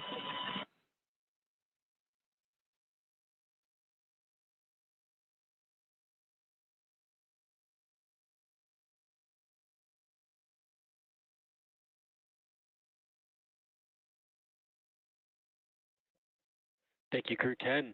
At this time, I can report nominal dehumidifier activation and service section Draco checkouts. SpaceX Dragon, copy.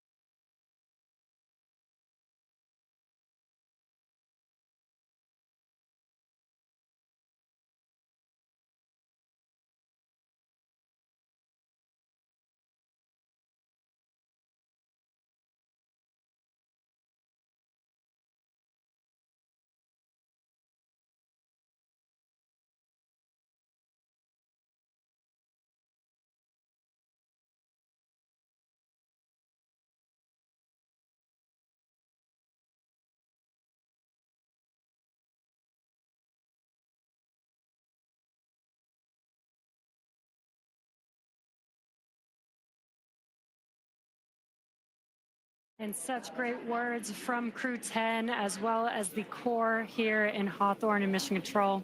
We also got confirmation that the nose cone deploy is underway. The 6 hooks that hold the nose cone in place during the launch and ascent portions have to retract, and then the nose cone will be able to start to swing open and deploy. Now, this uncovers a number of critical systems for the flight up to the space station, including the forward bulkhead thrusters and the docking hatch.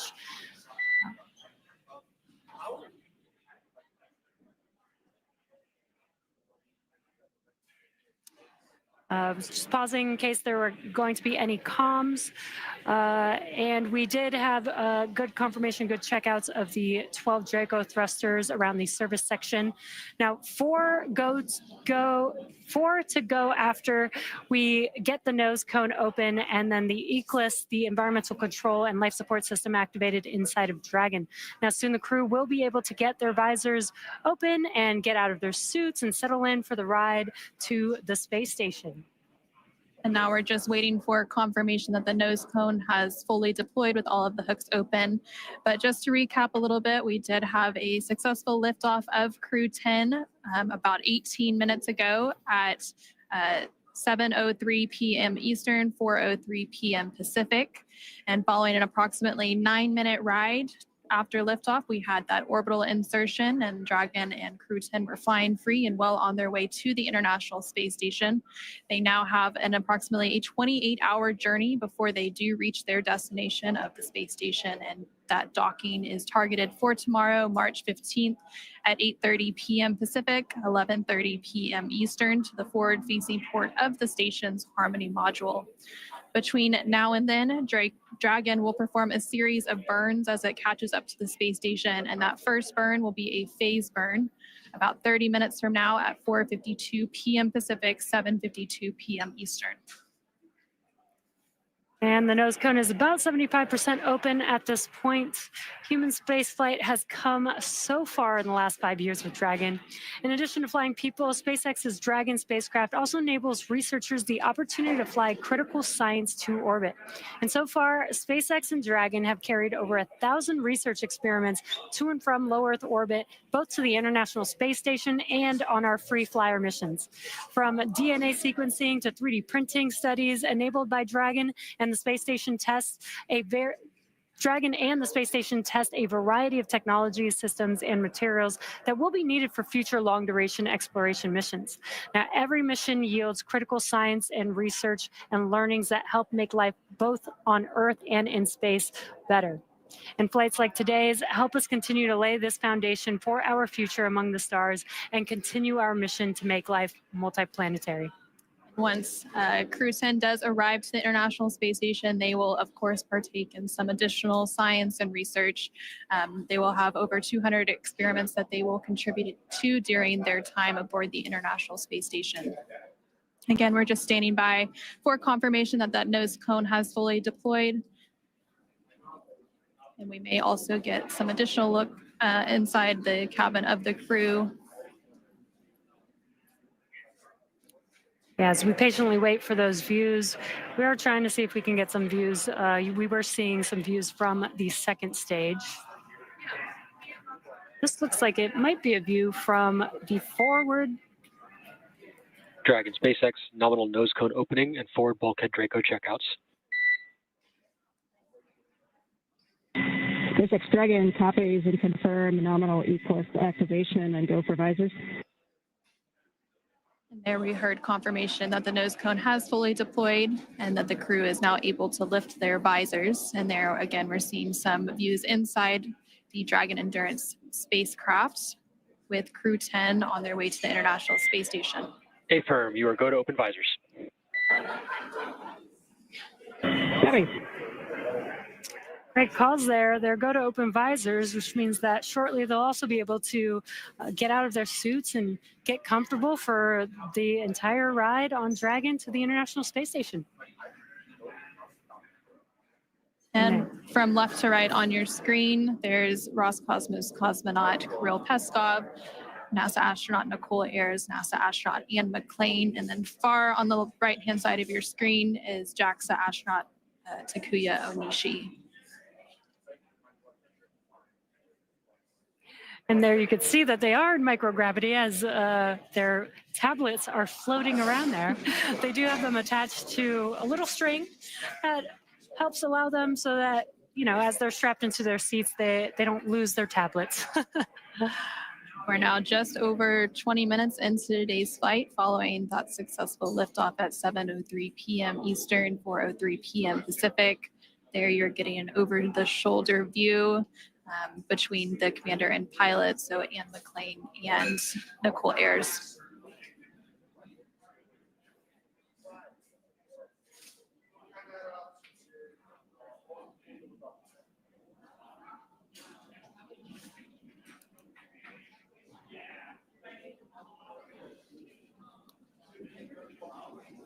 If you're just now joining us, you are watching live Crew-10 out in space in the Dragon vehicle. They lifted off from Space Launch Complex 39A at 7:03 p.m. Eastern Time. Dragon SpaceX, there are about 3 minutes remaining in the current ground station pass. At this time, you're welcome to introduce your zero-G indicator. We're using the full crew cam so we can see all 4 crew members right now. All right, copies. Thank you, SpaceX. We'd like to introduce the Crew-10 G indicator. Takuya is holding him up. This is a hand crochet origami crane. Japanese origami, hand crocheted in the United States, and his name is Drug, which is the Russian name for friend. Origami is the Japanese art of folding paper. This is a nod to the unique and deep cultural traditions from which each of us come. While we're from different parts of the world, we are brought together in this bold endeavor, and we represent all of humanity. The folded paper design was also chosen to represent paper airplanes that we made when we were kids, before we were astronauts, when all we had was a dream. And we looked up at the sky and we wondered, what if? It's a symbol that every big accomplishment starts with a quiet dream, and that dreams do come true when you believe in yourself and you listen only to those who believe in you. Crew-10 believes in all of the dreamers. The flag and the number markings on the crane, there's a number 10 on each of its wings and a flag from each one of our countries on the tail. This is a nod to each of our shared experiences as professional pilots. These patches are arranged to look like an airplane. This is a source of deep pride for our crew, because what pilot doesn't like to talk about the fact that they're a pilot? But this also symbolizes our shared culture as astronauts. In the years of training together, we found we have far more in common than we do different. Our zero-G indicator was handmade by a small business owner in the United States. This represents all the hands which created our entire space program, and this rocket and this capsule that we're flying today. It also represents all of the artists and musicians who inspire people to imagine beyond what they can see. Spaceflight is perhaps the most complex endeavor of our time, but it was built one step at a time, by one person at a time. Finally, the origami crane is the international symbol for peace, hope, and healing. Crew-10 hopes to serve as a beacon of hope, a reminder of what humans can accomplish when we see the goodness in one another and we choose to work together toward a common goal. Today, we are united not through common enemies, but through shared optimism and a basic belief in the goodness of humanity. It is far easier to be enemies than it is to be friends. It's easier to break partnerships and relationships than it is to build them. Spaceflight is hard, and success depends on leaders of character who choose the harder right over the easier wrong, and who build programs, partnerships, and relationships. We explore for the benefit of all. If you want to go fast, go alone. But if you want to go far, then go together. Crew-10 chooses to go together in peace, because you cannot be great without the greatness of others. Go NASA, go Roscosmos, go JAXA, and go Crew-10.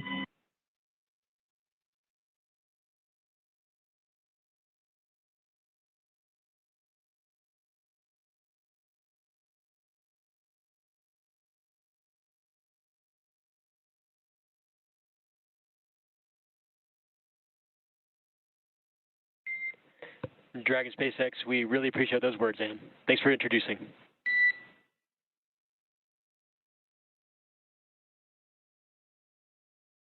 From NASA astronaut and the Crew-10 commander, Ann McClain.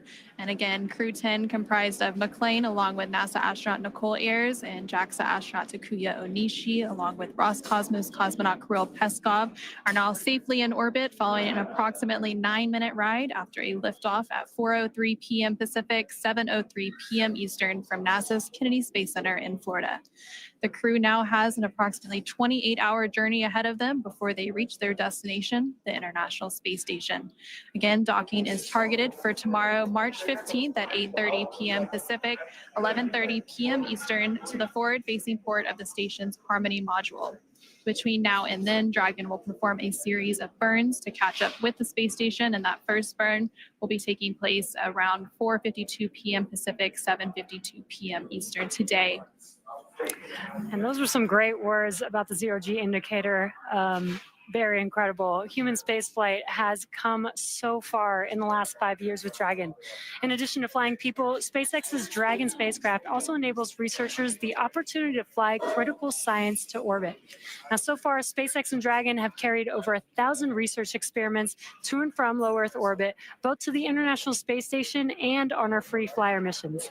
From DNA sequencing to 3D printing, studies enabled by Dragon and the space station test a variety of technologies, systems, and materials that will be needed for future long-duration exploration missions. Every mission yields critical research and learnings that help make life both on Earth and in space better. And flights like today's help us continue to lay the foundation for our future among the stars and continue our mission to make life multiplanetary. Now, we'll be signing off from SpaceX for now, so we're going to send it back to NASA. But before we go, we want to thank NASA for entrusting us with today's mission, and thank you all for being here with us today. And with that, we're going to end our coverage from Hawthorne until we pick back up with our docking coverage in about 26 hours at 6:45 p.m. Pacific, 9:45 p.m. Eastern tomorrow, March 15th, for that targeted docking to the International Space Station at 8:30 p.m. Pacific, 11:30 p.m. Eastern. So for now, thank you for joining us, and back over to you, Jessica and Daryl at the Kennedy Space Center to wrap up today's coverage.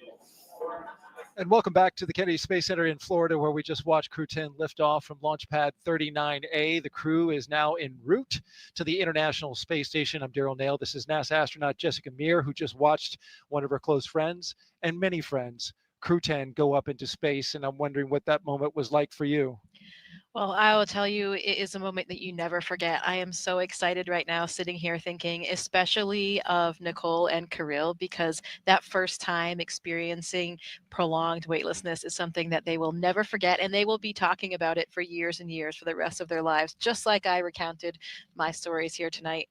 Those words were all so inspirational as well. I love how they unveiled their droog, their origami crane. It really hit on so many important themes tonight, talking about this Japanese art of folding paper, really combining all of the cultures of their crew, the name being a Russian name meaning friend, the origami crane for Japanese culture, all of the flags on the crane handmade by a small business in the US. It really highlights so many important elements that I know are so important to the crew and to all of us at NASA and all of the space agencies.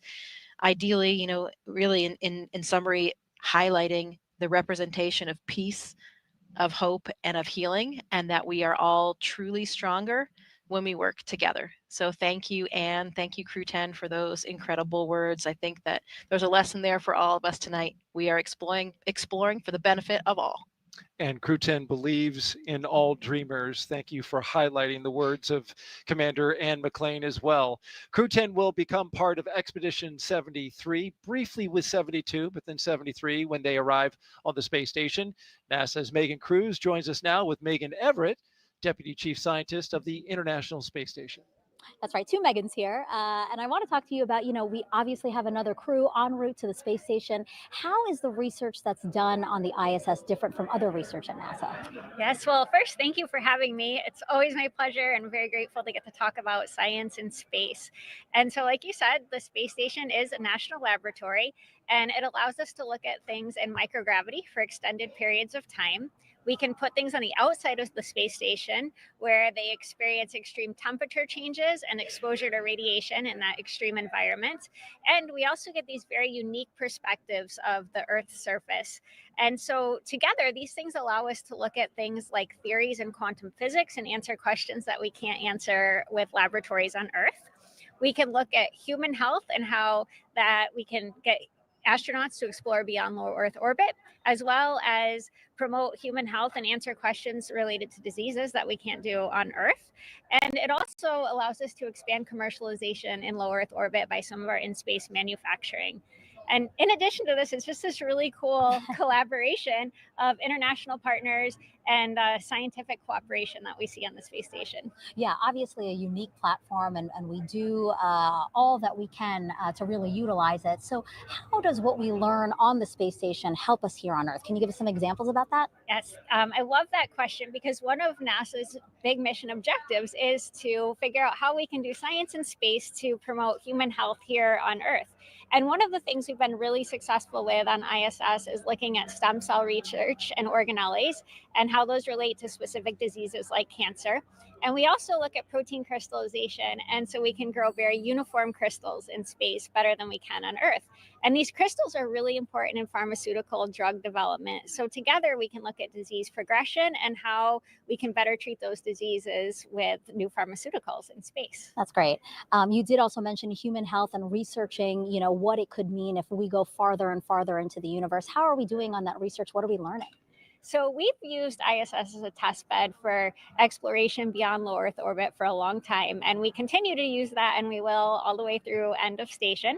And some of the specific things that we look at are how the human responds to long duration exposure to gravity. So we look at exercise countermeasures, at how we can maintain muscle and bone strength. We look at things like food systems for how we keep crew healthy for long periods of time. We have a very robust plant growth program. So we try to optimize crop output by changing things like soil and water exposure to those plants. And we need life support systems for our crew to live in space for long periods of time. So we have a lot of technical demonstrations on the space station looking at how to clean air and water and eliminate waste. I can really see that you love talking about this. Thank you so much for sharing your passion and for sharing all that's being accomplished through NASA with the research at the ISS, but also other research that we do here. Well, thank you so much for having me. Thank you so much. All right, back to Daryl and Jessica. All right, thank you very much. And we're about to wrap up coverage here. So why don't we take one last social question from one lucky submitter. Scarlett Sermons asks, how do the astronauts feel looking at Earth from above? And what's that feeling like coming back? Well, seeing the Earth from above is a very, very exceptional experience, and it's something that I think changes you forever. People have different things to say about this, but I think one message that we do all share is that it gives you this unique understanding for how beautiful our planet is, but mostly how unique and fragile it is. You see this beautiful gem below you and this tiny, tiny band, this thin, tenuous band of an atmosphere that's really supporting all life. And you realize that we need to take care of this planet, that it is one planet and we have to protect it. Secondly, one thing that I really was struck by was seeing how interconnected everything is. You know, you see all of the land masses with no boundaries, you see all the continuous oceans, and you realize how connected everything is, how we really are just one human. We are all here together, in it together as one. It's easy as humans to have these man-made imposed boundaries that we see delineated on the globe, but for us as astronauts, we realize that we are truly all in this together.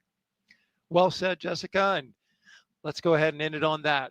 Right here on NASA Plus, you can follow us along with Crew-10's entire journey to the station by listening to real-time audio commentary of the mission.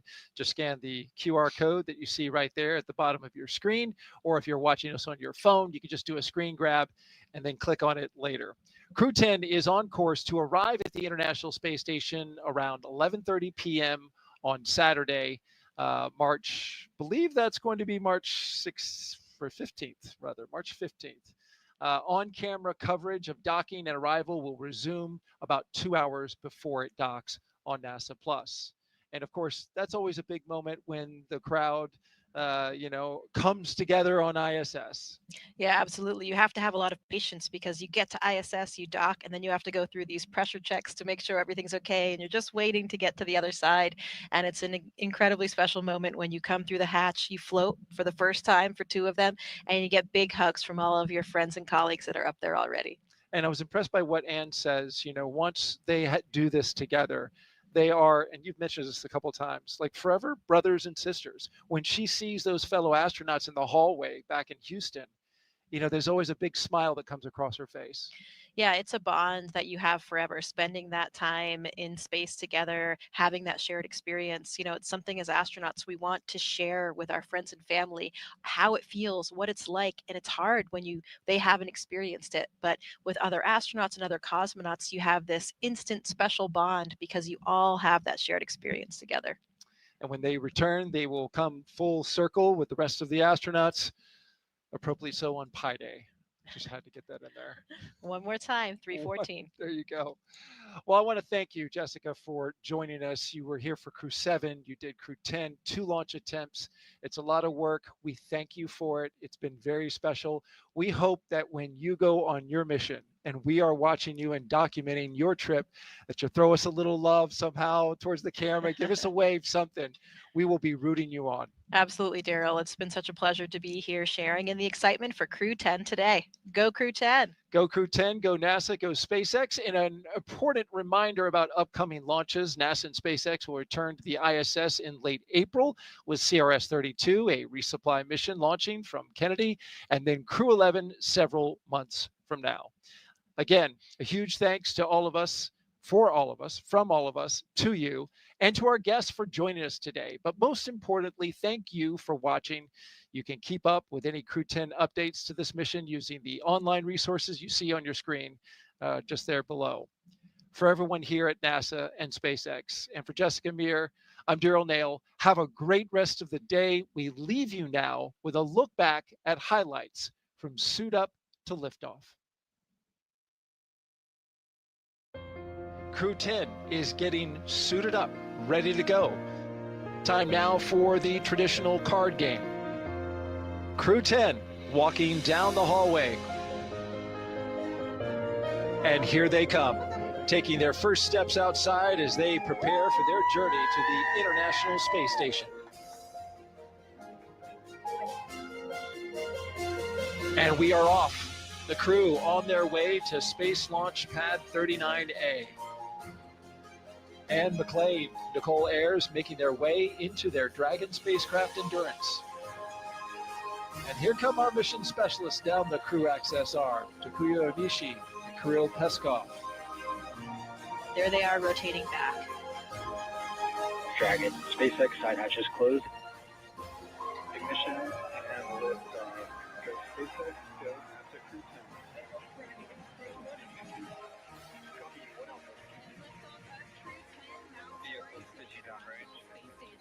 1.7 million pounds of thrust now propelling Falcon 9 and Crew-10. We're continuing to get good call outs on the first stage performance so far.